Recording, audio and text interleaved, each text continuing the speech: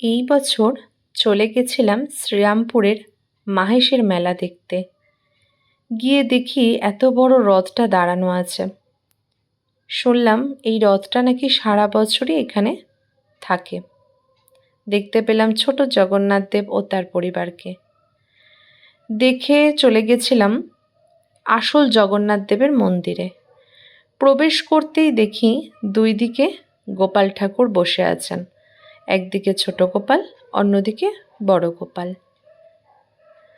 আস্তে আস্তে মন্দিরের ভেতরে প্রবেশ করলাম। অনেকটা জায়গা জুড়ে মন্দিরটা, ঝিরিঝিরি হালকা বৃষ্টিও পড়ছিল। মানুষের ভিড় আস্তে আস্তে এত বাড়ছিল যে আমরা দূর থেকে দেখতে পাচ্ছিলাম না। তারপর সামনে চলে গেলাম, অবশেষে দেখতে পেলাম জয় জগন্নাথ।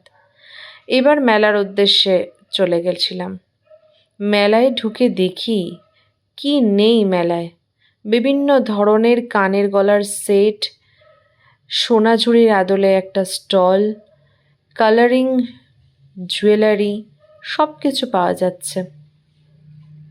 সাথে পেট পুজোও কিন্তু করতে পারবেন। বিভিন্ন ধরনের খাবারের দোকান আছে এখানে, প্লাস ছোটদের বড়দের রাইডস। এই মেলায় আসলে ছোট থেকে বড় সবাই খুব আনন্দ পাবেন। আছে কাচের কাপ প্লেট, প্লাস্টিকের ঝুড়ি, সব কিছু, আর অনেকটাই কম দামে দেখলাম। এই মেলায় আসতে গেলে হাওড়া থেকে শ্রীরামপুরগামী যে কোনো ট্রেনে চেপে শ্রীরামপুর স্টেশনে নামতে হবে। সেখান থেকে 1 নম্বরে দিয়ে বেরিয়ে অটো ধরে একদম ডাইরেক্ট মাহেশের মেলা।